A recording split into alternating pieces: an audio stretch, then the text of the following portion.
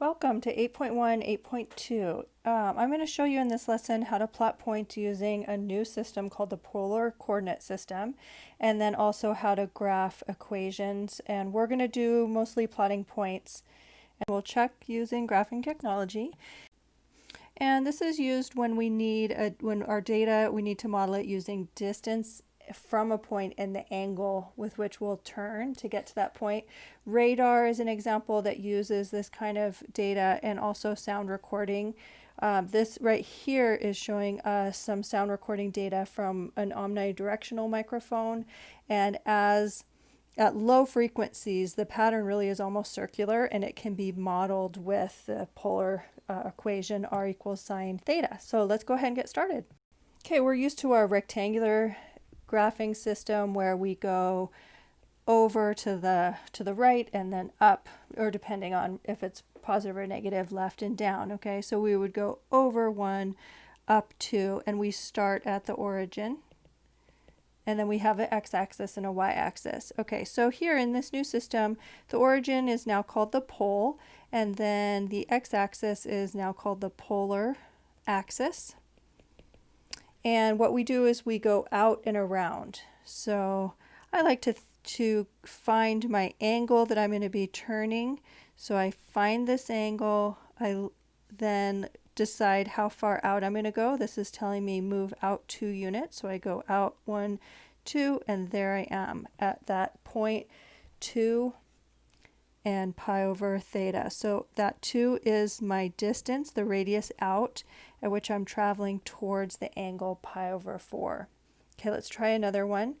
Okay, this one right here, if I was trying to get there, okay, I see that I need to be at this angle 5 pi over 4, so I find it on my graph, and then I'm going to travel out 4 units. So I go out towards this angle, I travel out 1, 2, 3, and 4, and here I am at my point.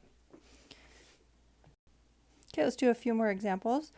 So I'm trying to get to this point 2 for my r and 3 pi over 4 for my angle. So first I find 3 pi over 4, and let's see, here's pi over 4. So here is 3 pi over 4. So I'm going to be traveling along this line. Okay, and now I'm being told I need to go out 2 units in the positive direction. So here is my point. There we are at 3 pi over 4. Okay, let's try another one. Okay, so I find my angle, so negative 2 pi over 3. Here's negative pi over 3. So then back here would be negative 2 pi over 3. So I know I'm going to be traveling along that line, and this tells me to go out 4 units in the positive direction, headed just right directionally towards that angle. Okay, so here is my point at 4, negative 2 pi over 3. Okay, this tells me go towards the angle of 0 and go out 1, 2, 3, 4, 5.5 units. Okay, let's see, pi over 3, so that's my angle. Okay, but here now this is telling me to go opposite. So instead of traveling towards pi over 3, I'm going to travel in the opposite direction 1, 2, 3 units. So there's that point at negative 3 pi over 3. Now the nice thing about this is that there's different ways that you can travel. So for A, I could have, if I wanted to, I could have gone back this way. I could have gone back pi over 4 and then backwards. So I could have come back here and then gone 2 units backwards. So this could have been negative 2, negative pi over 4. That would have gotten me to the same point. Okay, let's try this next one. Is there another way to get there? There sure is, because I could go in the positive pi over 3 direction and then go backwards 1, 2, 3, 4. So that could also be negative 4 and positive pi over 3. What about this one? If I went towards pi, right, I come all the way over here, come towards pi, turning in that direction, so I'm going to be traveling on this axis that has pi on it. Okay, so then I could just go I could go away from my angle 1, 2, 3, 4, 5 units. So that would be another way to get there. 5, 0, or negative 5 pi. Okay, how about this one? We went towards pi over 3, but then since it was negative, we had to go away from it and travel backwards. Well, what's another way to get there? We could go back 1, 2, oh, those are pi's over 3, so hang on. Let's see. Here's a negative pi over 3. Here's a negative 2 pi over 3. And then we would come in the positive direction towards that angle. So that would be going 3 units towards negative 2 pi over 3. All right, so that was how you think about polar coordinates. Now let's see what happens when we put these into an equation. So my equation is r equals sine theta. And that's how we modeled that microphone data. Okay, so let's just plug some numbers in here. If I had a theta of 0, r would be sine of 0. Oh, that's not a theta, that's a 0. Okay, sine of 0, that is 0.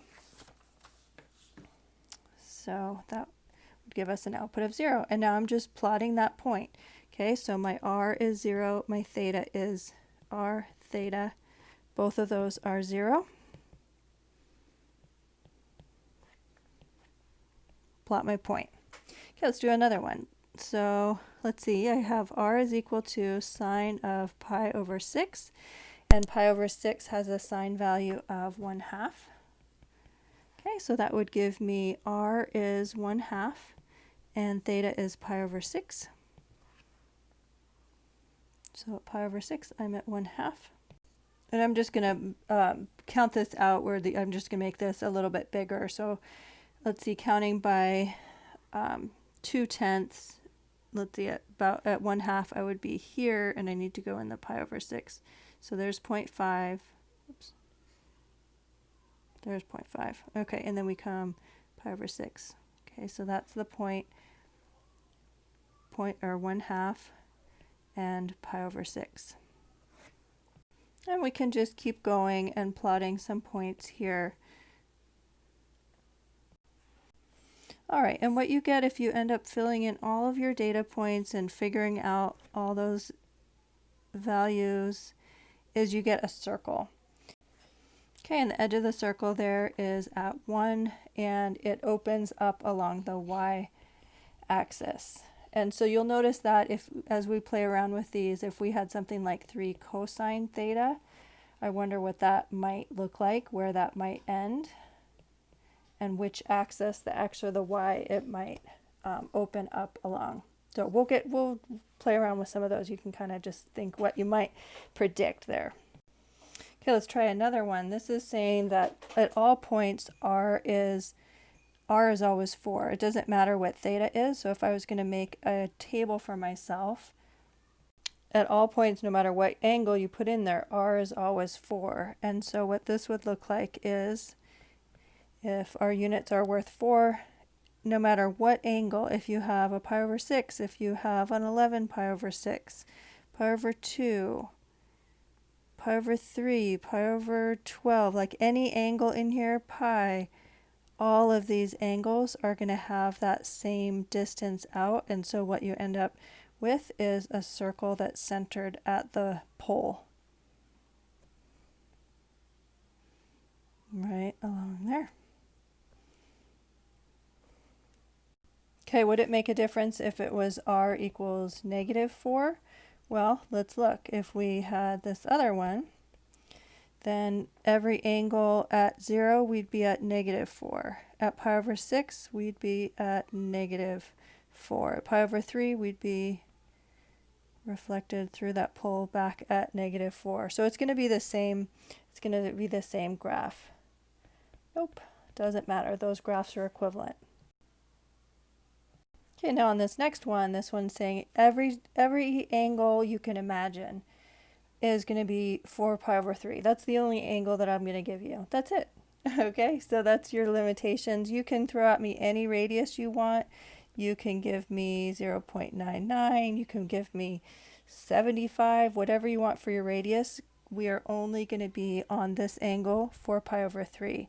So any distance away, you want to go 1, you want to go 7, you want to go -2, whatever you want, negative pi, whatever.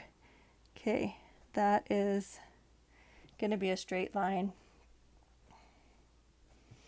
going through that angle 4 pi over 3. Okay, now let's see how you did with your prediction here. R equals 3 cosine theta. Okay, so here we can make a little theta R chart for ourselves and start just plugging in some numbers.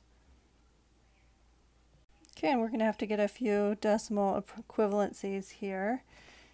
And let's plug in these in. So 3 cosine of pi over 2, that would be 3 times 0, and 3 pi over 4, that would be 3 times root 2 over 2. That is negative though, so then that would be approximately negative 2.12. Okay, and then we'll start plugging in our points. 1, 2, 3. And if we had plotted enough points, we would get this graph that opens along the x-axis, that's the cosine, and it stops at 3. Okay, so let's go ahead and graph this. We would have R, let's see, R equals, what was it, 3 cosine 3, and then cosine of theta. Okay, and I just want to show you how to do this in Desmos as well. So go ahead and open up your Desmos calculator, and then you can go into Tools here, and you have the option of a polar grid. And then what you'll do is just use the alphabet, like the keyboard here, and just say R. And then we just say equals, oh, I already got that. And it was what, 3? Yep. So 3, and then function cosine. And I don't see anywhere in here a little theta, so I just type in theta, and then it converts it for me. Okay, and we can have it go all the way to 2 pi if we want to, and then for pi you just type in pi, and it'll convert that to an actual pi.